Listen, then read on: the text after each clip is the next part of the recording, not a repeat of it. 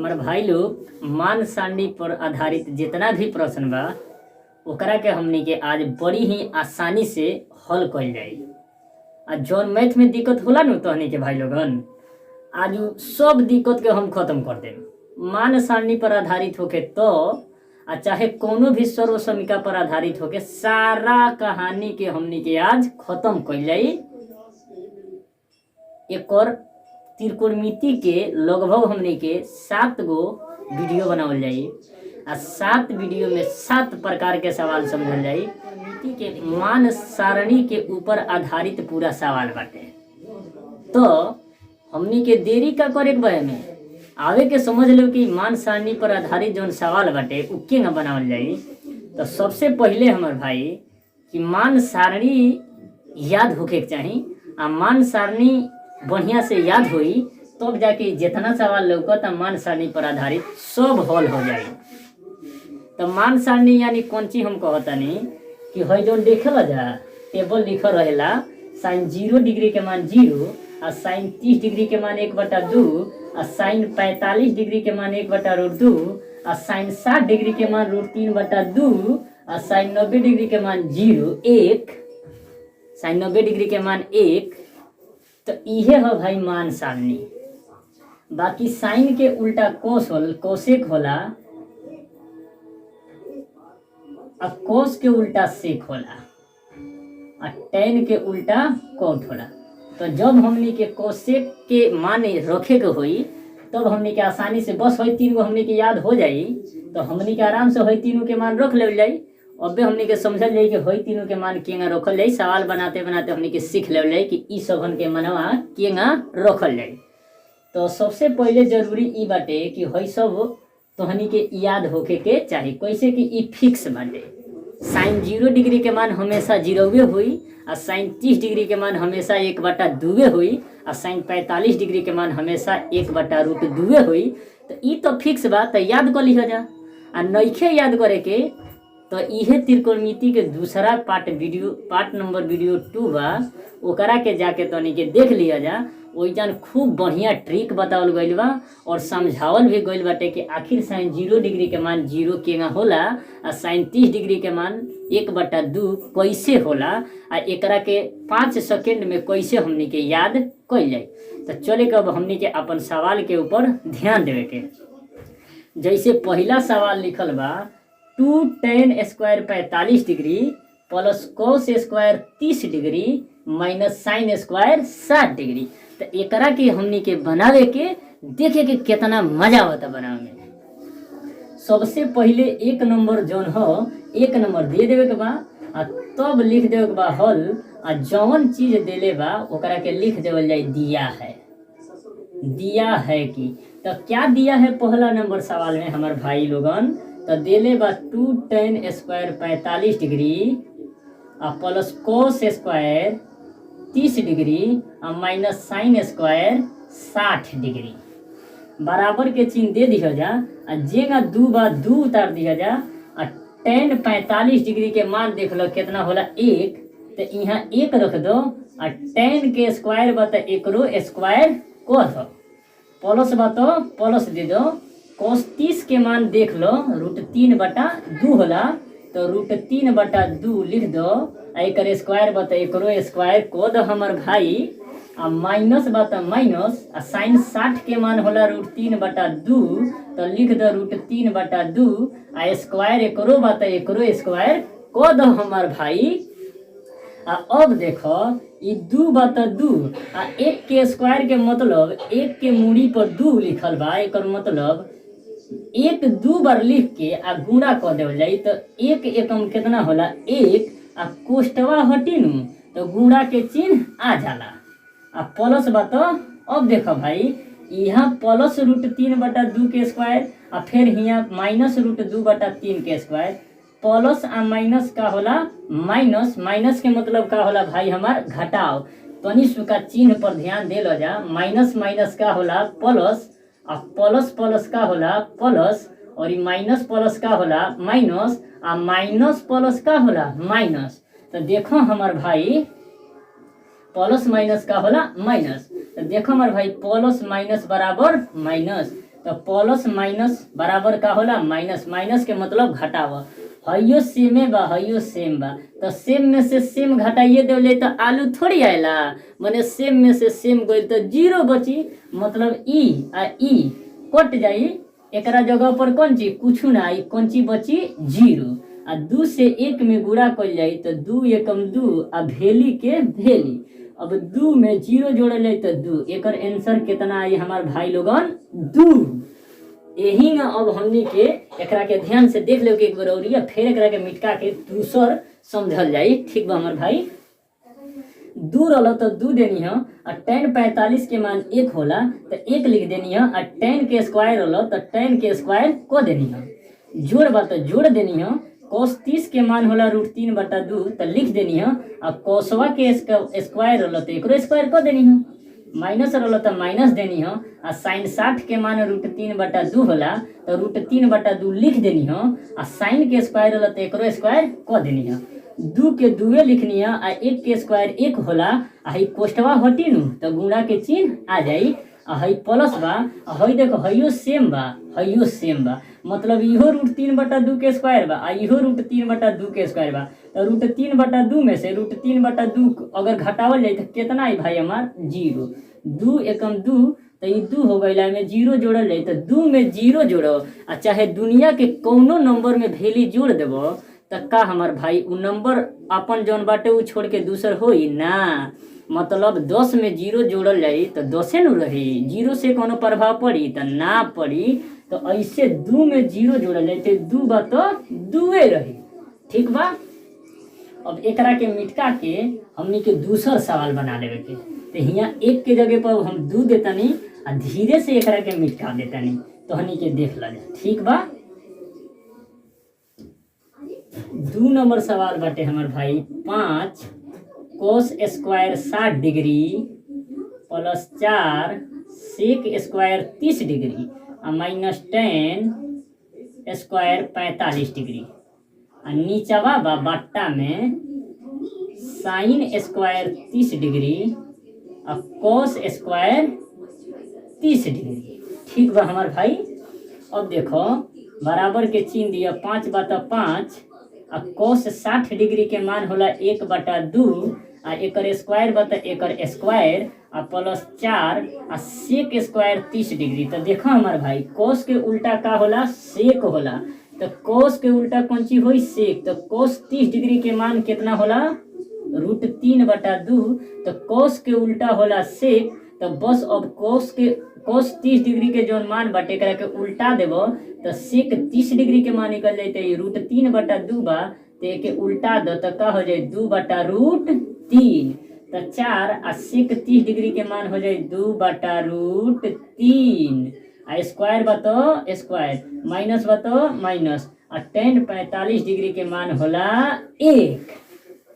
आ भाई एगो वर्ग सूत्र होला sin स्क्वायर थीटा आ प्लस cos स्क्वायर थीटा बराबर कितना होला 1। sin square theta plus cos square theta बराबर कितना होला 1। वही ना नीचवा देखा भाई लिखल बा sin स्क्वायर 30 आ cos स्क्वायर 30, तो एकर मान कितना हो जाई 1। अब देखा जा भाई 5 बता 5, 1 के स्क्वायर 1 होला, 2 के स्क्वायर 2 दूना 4, प्लस 4 बतो 4, फिर 2 के स्क्वायर 4 हुई, आ स्क्वायर से रूट हट जाला तो अंदर का बा 3, तो बाहर निकल जाए 3।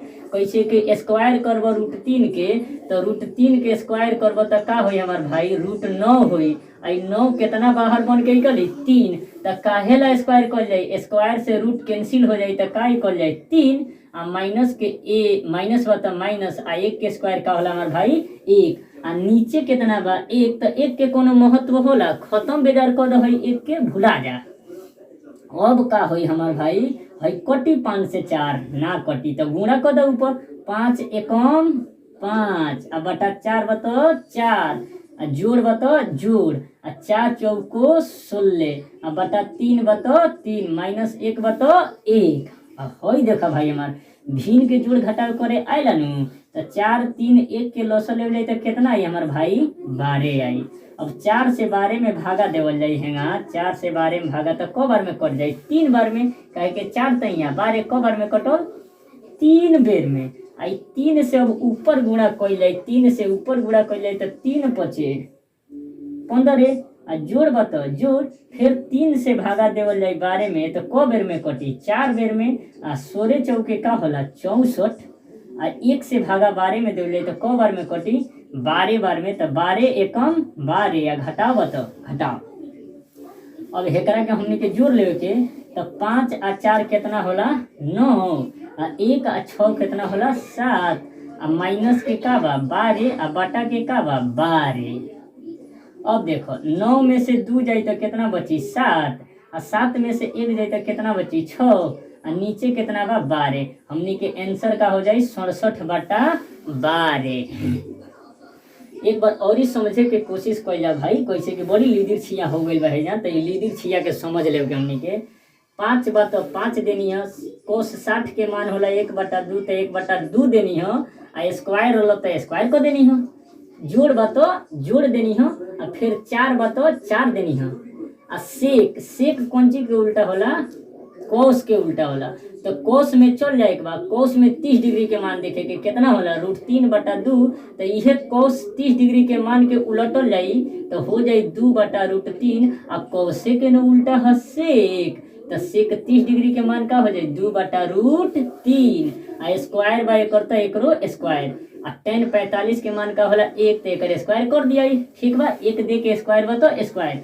आ हई देखो साइन स्क्वायर 30 डिग्री आ कोस स्क्वायर 30 डिग्री। एगो सूत्र होला sign square theta plus cos square theta बराबर का होला 1। तो इतना जगह पर का दिया जाए 1। अब नीचे 1 बा तो ऊपर 5 लिख दो, नीचे 1 रही तो 1 से भागा देव तो 5 नु आई, माने जौन ऊपर बा तौने नु आई। नीचे 1 बा तो कोनो प्रभाव पड़ता 5 के ना, तो 1 के भुला जा काहे कि जौन ऊपर बा तौने नु रही। तो 5 के 5, 1 के स्क्वायर 1 होला, 2 के स्क्वायर 4 होला, फिर 4 बा तो 4, 2 के स्क्वायर 4 हुई आ स्क्वायर से रूट गायब तो कितना निकले 3 आ 1 के स्क्वायर 1 होला। अब देखो 5 से 4 तो ना कटी है ना, तो गुणा कहाँ कर जाए ऊपर। तो 5 एकम 5 आ 4 बताओ 4, फिर 4 चौका 16 आ 3 बताओ 3 माइनस के 1 बताओ 1। अब देखो एक नीचे 1 दे के आ 4 3 1 के लसा निकाल लो। तो 4 3 1 के लसा का होला 12। अब 4 से 12 में भागा देव 3 बेर में कटी आ 3 से 5 में गुणा करब 5 3 15 हुई आ 3 से 12 में भागा देव 4 बेर में कटी आ 4 से 16 में गुणा करब 16 चौका 64 आ 1 से 12 में भागा देव तो 12 बार में कटी आ 12 से 1 में गुणा करब तो 12 एकम 12 हुई। अब हई जोड़ में बाते के जोड़ ले के हई घटाओ बा तो घटा देव के। तो 5 आ 4 9 होला, 6 आ 1 7 होला। अब 9 में से 2 गइल तो 7 आवेला, 7 में से 1 गइल तो 6 आवेला, यानी 67 बटा 12 हमने के आंसर हो जाई। अब हमें के मिटका के तीसरा नंबर सवाल बनावे चलो तनी। एकरो के देखो जा हमार भाई कि तीसरा केगा बनी, मर करबो तनी फिक के चलता का कही जाओ। एगो और निकालो तनी, अभी 2 के जगह पर हमनी के 3 दे देवे के 1 2 3 आ एकरा के धीरे से मिटका देवे के। 3 नंबर सवाल कहता हमार भाई 5 sine square 30 degree plus cos square 45 degree plus 4 tan square 60 degree आ बट्टा में देले बा 2 साइन 30 डिग्री इंटू देले बा कोस 60 डिग्री, फिर प्लस में देले बा tan 45 डिग्री।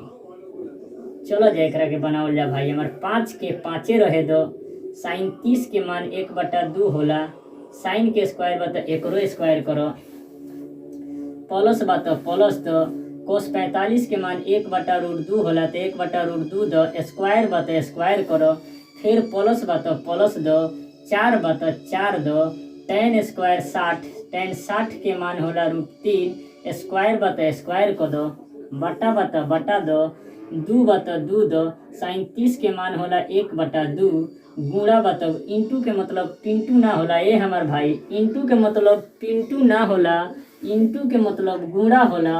और कोस 60 डिग्री के मान होला हमार भाई 1/2, तो 1/2 दे दो और प्लस tan 45 के मान 1 होला।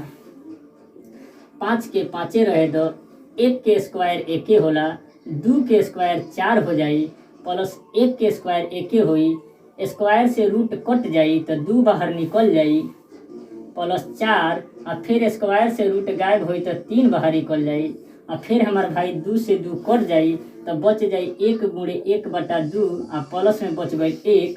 अब हेहर हम बना देतानी, अब हेने कुछ कटे वाला नहीं थे तो 5 एकम 5/4 बटा 4 और फिर जोड़ बटा जोड़ 1/2 बटा 1/2 और फिर जोड़ बता जोड़ और 4 यहाँ 12 होला हमार भाई लोगी, बराबर बता बराबर दे दो। हई देखो 1 से 1 में गुणा कर जाए तो 1 हुई और 2 बा नीचे तो 2 रही आ 1 बता 1 भिन्न के जोड़ घटाव कैल जाए, फिर एकरा नीचे 1 दे देवे के तो 4 2 1 के लसा 4 होला हमार भाई। और नीचे हम बना देतानी 4 2 1 के लसा 4 होला हमार भाई, बाटा दे देवे के एकरा के। फिर 4 से 4 में भागा देवल जाए 1 बेर में कटी, 1 से 5 में गुणा कर जाए 5 एकम 5 जोड़ बता जोड़ 2 से 4 में भागा देवल जाए 2 बेर में कटी, 2 से 1 में गुणा कर जाए 2 एकम 2 और प्लस 1 से 4 में भागा देवल जाए 4 बेर में कटी, 4 से 12 में गुणा कर जाए 12 चौके 48 होला, बाटा बता बाटा 2 से 1 में गुणा कर जाए तो 1 के 1 और 2 एकम 2 और बाटा 2 और बराबर दे देवले हमार भाई। ओकरा बाद हमार भाई के जोड़े के 5 और 2 7 और फिर 48 बटे तब 50 और 5 कितना हो जाए 55 और 2 और 1 कितना हो जाए 55/4 हो जाए और ई बटे 3/4 हो जाए, उल्टावल जाए तो 2 से कट जाए 2 दूना 4 हो जाए। अब बचल बटे कितना, चलो हम उल्टा के बना देता नहीं कि तोहरा और ही समझ में आओ। 55/4 नीचे वाला 2 कहाँ चल जाए ऊपर और 1 और 2 जोड़ल जाए तो 3 कहाँ जाए नीचे तो कटी 2 दूना 4 55/55 और 2 यहाँ कितना होला 6, तो इहे हमनी के आंसर हो जाए हमारे भाई लोगिन। एक बार और ही समझ लो कि 5 के 5 साइन 30 के मान 1/2 होला, साइन के स्क्वायर बता एकरो स्क्वायर कैनी, कोस 45 के मान 1/2 होला 1/√2 होला, स्क्वायर बता स्क्वायर कैनी, 4/4 देहनी, tan 60 के मान √3 होला, स्क्वायर होला तो स्क्वायर कर देनी, 2/2 साइन 30 के मान 1/2 होला, कोस 60 के मान 1/2 होला, प्लस बता प्लस tan 45 के मान 1 होला, 1 के स्क्वायर 1 होला, 2 के स्क्वायर 4 होला, 1 के स्क्वायर 1 होला, स्क्वायर से रूट गायब हो जाए 2 बाहर निकली 4 तो 4 बाय स्क्वायर से रूट हट जाए 3 बाहर निकल जाए, 2 से 2 कट गई तो बच गई बा 1, हेजन बचल 1/2 हेजन बा 1। अब है ना कटी ऊपर नीचे तो 5 एकम 5 और 4/4 और 1/2 और 12/1 ऐसे कह के हमने के आंसर कितना है 55/6। अब हमने के तीसरा ना चौथा नंबर सवाल समझ लो कि हमारे भाई लोगी मिटका देता नहीं। अब एकरा के हम चौथा सवाल समझे कोशिश करा जा।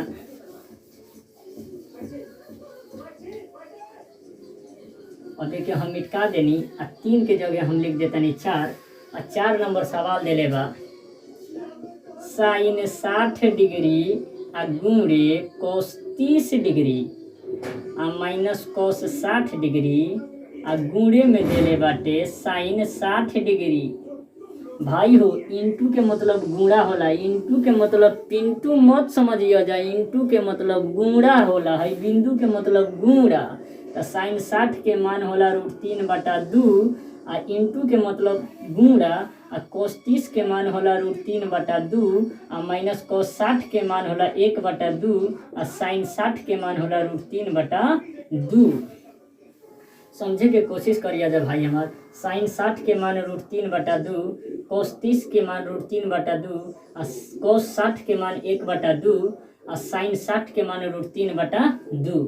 अब गुणा कर जाए तो 3 3 9 हो जाए, ऊपर के ऊपर गुणा नीचे के नीचे आ 2 दूना 4 आ फिर 1 से कर जाए तो √3 एकम √3 आ 2 दूना 4 आ अब देखा जाए हमार भाई है 9 बनी 3 9 √9 3 बन के बाहर निकल गई आई √3 ना निकली आई बटा 4 बटे तो आंसर का हो जाए 4 4 के लसा 4 होला, ऊपर जन बा उतने हो जाए यानी 3 माइनस √3 इहे हमने के आंसर हो जाए हमार भाई।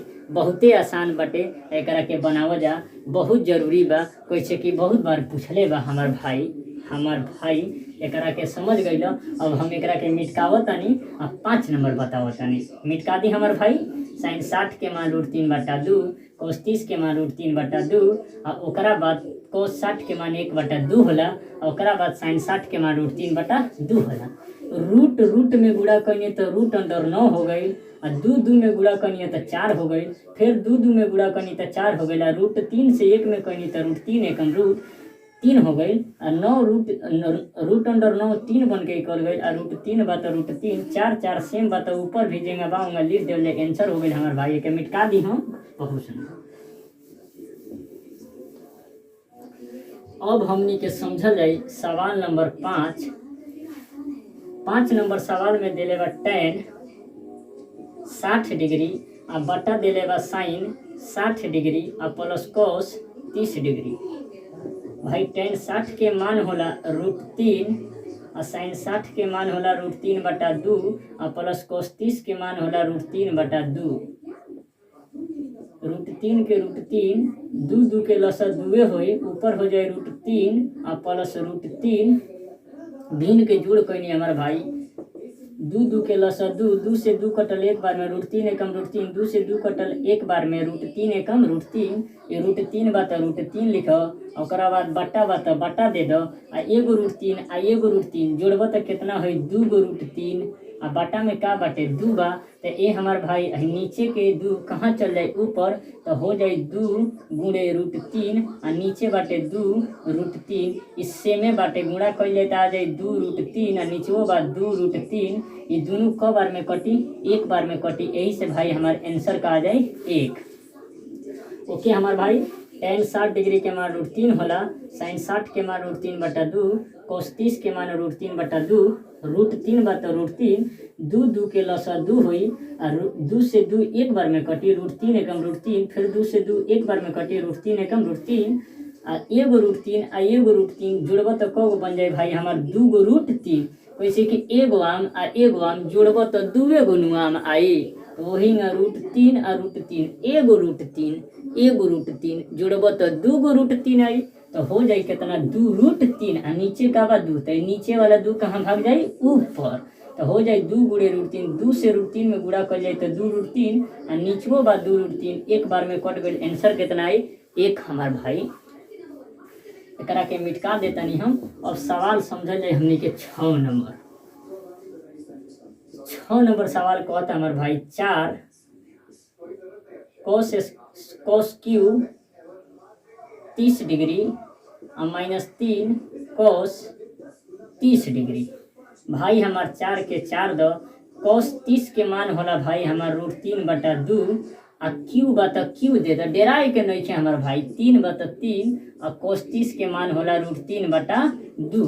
अब देखो हमार भाई 4 के 4 आई मूड़ी पर 3, मतलब रूट 3 के मूड़ी पर का होई 3, तो मतलब रूट 3 क बार लिखा है 3 बार, रूट 3 गुणे रूट 3 गुणे रूट 3, तो है 2 गो रूटवा में गुणा करब तो 3 तरीका 9 9 तरीका कितना होला 27, तो 2 गो में गुणा कर दे तो रूट 9 हो जाए आ गुणा में का हो जाए 3, तो हमने के एगो 9 का कल जाए धीरे से 9 है जौन बाटे ये 3 बन के निकल जाए, तो हमने के का लिख दे 9 रूट 3 रूट 3, कैसे कि 3 गो होई तो 2 गो में गुणा कर जाए तो 9 बन जाए, एगो रूट 3 बता एगो रूट 3 और 9 कितना बाहर बन के कर जाए 3 आ गुणा कौन ची बाटे रूट 3, तो गुणा कर जाए तो का है 3 रूट 3, मतलब 3 रूट 3 आ 2 के मूड़ी पर 3 लिखाई, मतलब क गो 2 तो 3 गो 2, तो 2 दूना 4 आ 4 दूना 8, मतलब बटा में का हो जाए 8, माइनस बता माइनस आ 3 बता 3, भाई हमार मार्कर फैलियाई जाता, आ गुणे में 2 रूट 3 बता रूट 3 आ 2 बता 2। अब देखा भाई 4 दूना कितना होला 8, तो ये कट गई, तो ऊपर बचल 3 रूट 3 बटा 2 आ माइनस है गुणा ऊपर हो जाए तो का हो जाए 3 आ रूट 3 बटा कितना हो जाए 2। अब देखो इहो सेमे बा इहो सेमे बा, ई घटा देवल जाए हेमे से हेतना, देखो इहो सेम बा, मान लो हई आलू ह हइयो आलू ह, तो आलू में से आलू घटिए गई तो का प्याज आई ना भाई 0 न बची, तो हई या हई का हो गई कट गई, तो हे जानवा का बची 0, आंसर का आई 0। तो हमार भाई अब एकरा का हम मिटकाओ तनी, अब हमनी के 7 नंबर सवाल के समझ लेवे के। अब है 6 मिटका के हमें जनवा 7 बना देनी। 7 नंबर सवाल कहता हमार भाई 2 tan स्क्वायर 45 डिग्री और प्लस cos स्क्वायर 60 डिग्री आ प्लस साइन स्क्वायर 60 डिग्री। अब देखो भाई हमार 2/2 आ tan 45 के मान होला 1 आ स्क्वायर बता एक ने स्क्वायर कइल जाई तो कद स्क्वायर आ प्लस बता प्लस आ होई देखो साइन स्क्वायर 60 डिग्री या कोस स्क्वायर 60 डिग्री है फार्मूला देखो तड़ो sine square theta plus cos square theta. अब एकरा के हेनो ही लिख दो पहले कह दो कोस स्क्वायर थीटा बाद में कह दो साइन स्क्वायर थीटा तब बतिया उहे न होई। हम तारा से कही 1 आ 2 के जोड़ब तो 3 आई आ हम कह दी कि 2 और 1 के जोड़ब तो 4 हो जाई ना इहो 3 न होई। कैसे कि जोड़ में बा तो केनहो लिख के जोड़ब तो उतने न आई कोनो ज्यादा हो जाई या चाहे कम हो जाई ना जोड़ में रही तो कोनो प्रभाव ना पड़ी। तो sine square 60 degree cos square 60 degree या साइन स्क्वायर 60 डिग्री के मान कितना हुई 1। ठीक बा तो हियां का लिख दल जाए 1 आ 2/2 आ 1 के स्क्वायर 1 होला जोड़ में का बा 1 तो 2 एकम 2 आ प्लस के 1 2 1 कितना हुई 3। इहे हमनी के आंसर हो जाए हमार सुगा हमार भाई हमार राजा लोगी। ठीक एकरा के मिटा देल जाओ। अब 8 नंबर सवाल के देखल जा हई हो गई 5 आ 1 2 3 ई कितना हो गई 8 नंबर सवाल कहता हमार भाई मार्कर तो धोखा देता 2 tan 30 डिग्री आ बाटा में कहता चलो जो भाई पतर के मार्कर से लिखता नहीं बाटा में कहता 1 माइनस tan स्क्वायर 30 डिग्री। ठीक बा हमार भाई 2 के 2 रहे दो tan 30 के मान होला 1/√3 1 के 1 रहे दो माइनस के माइनस रहे दो tan 30 के मान होला 1/√3 आ एकर स्क्वायर बता का कह देले स्क्वायर 2 से ई √3 कटी तो ना कटी तो गुणा कहाँ कह देले ऊपर तो 2 एकम 2 आ बाटा में का बा √3 आ हई देखो 1 बा तो 1 आ 1 के स्क्वायर 1 होला स्क्वायर से रूट हटी तो 3 हो जाई तो आंसर का आई 2/3 2/√3 आ 3 से हमें गुणा कर जाए तो 3 एकम 3 आ घटाओ 1 आ बटा का बा 3 यानी 2/√3 आ नीचवा आ जाए 2/3 उल्टावल जाए तो हो जाए 2/√3 आ नीचे वाला 3 चल जाए ऊपर और ऊपर वाला 2 आ जाए नीचे तो 2 से 2 खलास और बची कितना ऊपर 3 आ नीचे √3 तो फिर हमने के परमीकरण कर देल जाए √3 से गुणा कर देल जाए तो हई हो जाए 3√3 और हई 3 तरीका कितना हो जाए 9 तो 9 कितना बाहर बन के निकली 3 तो 3 से 3 का हो जाए खत्म यानी आंसर का है √3। ठीक है भाई तो हमने के तो एक प्रकार के सवाल को लेनी जा। अब दूसरा प्रकार के जो सवाल पूछा था एग्जाम में वो करा के देखल जाए तब तीसरा के देखल जाए तब चौथा के देखल जाए। ओके ठीक बड़ा जानो मस्त रह जाए एकदम टन रह जाए कैसे कि एग्जाम में देख बाटे टना टन रह जाए एकदम।